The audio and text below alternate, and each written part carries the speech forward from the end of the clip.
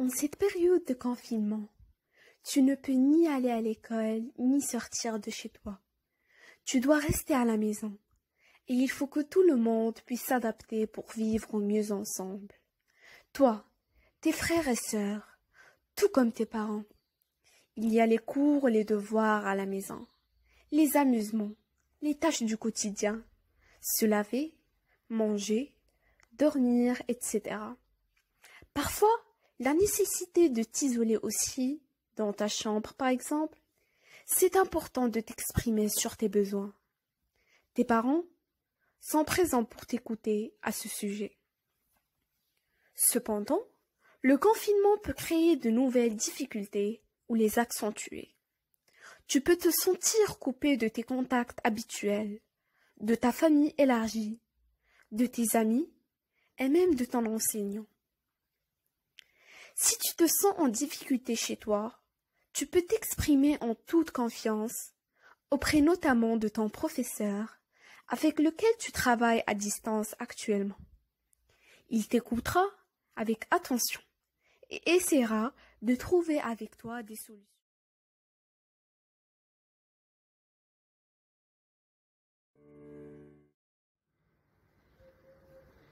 Il était une fois un virus qui paralysa la planète Terre. On l'appela le corona-maison. Les mioches durent rester longtemps confinés chez eux avec leurs parents. Ils équipèrent leur progéniture de tablettes d'appoint pour canapé. Seules quelques professions furent dans l'obligation de se rendre sur leur lieu de travail. Les autres passèrent au télétravail.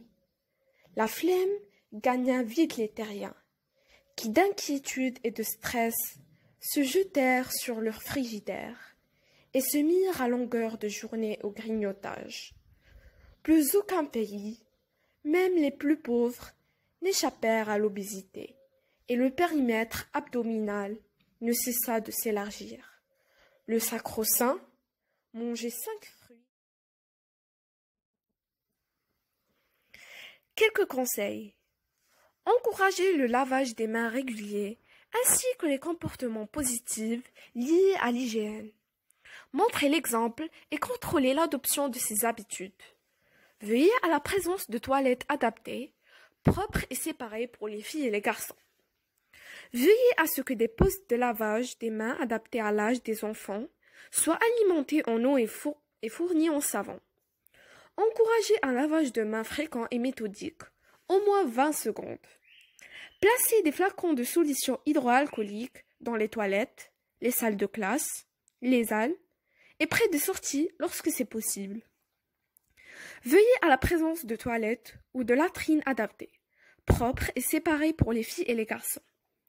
Nettoyer et désinfecter au moins d'une fois par jour les bâtiments et les salles de classe de l'école, notamment les installations de distribution d'eau et d'hygiène, en accordant une attention particulière aux surfaces avec lesquelles de nombreuses personnes sont en contact. Rampes d'escalier, tables de cantine, équipements sportifs, poignées de portes et de fenêtres, jouets, supports pédagogiques. Augmenter la circulation d'air et la ventilation lorsque le climat le permet. Ouvrez les fenêtres, allumez les systèmes de climatisation lorsque c'est possible, etc.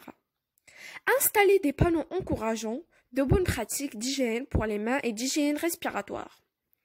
Assurez-vous que les poubelles sont vidées chaque jour et que ces déchets sont éliminés en toute sécurité. Merci pour votre attention.